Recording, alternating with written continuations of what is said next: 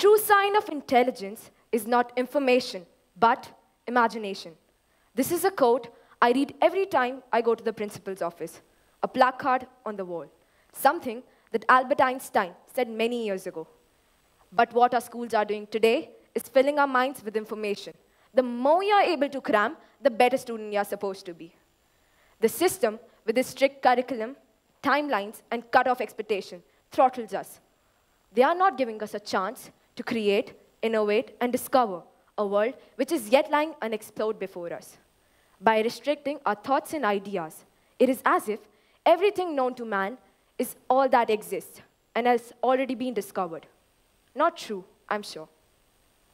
Picture a child who is left to ruminate in the wide outdoors without being told what and how, and then asked to come up with an idea, project, or anything.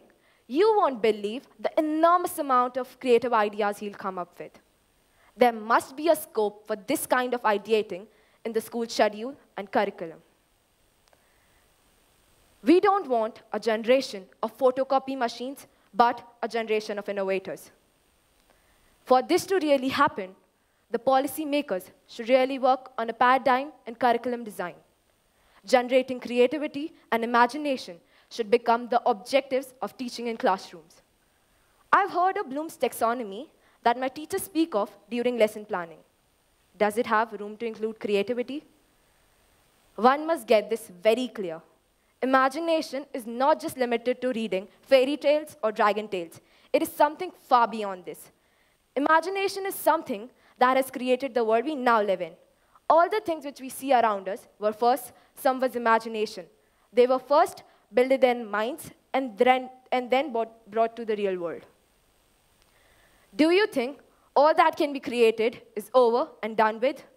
There is nothing more that can be done now. No. To enhance the potential of imagination, co-curricular activities help a lot. And these should be taken seriously by every school, as they are a source of bringing out one's own thoughts, emotions, creativity out life. Not a bad idea to give marks, not grades, for these activities. Other good ways could be nature walks, speaking out classes, through which many innovative ideas come out. Basically, all that you have to do is do nothing. Don't give a kid any facts, suggestions, just let his, her imagination flow. Another thing, can you imagine what a year preparing for board examination does to a young child?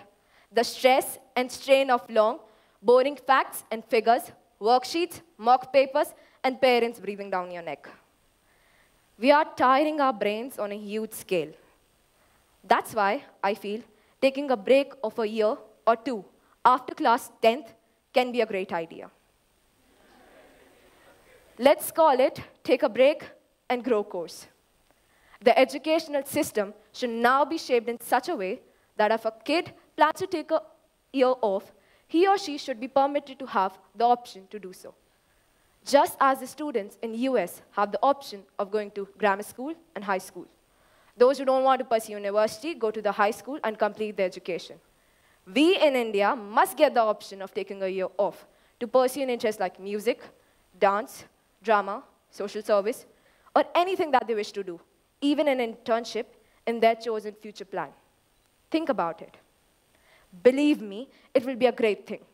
Not only will they get an out-of-academic experience of a career, they'll work with renewed energy and learn as much as they can about the real-life scenario through that year gap.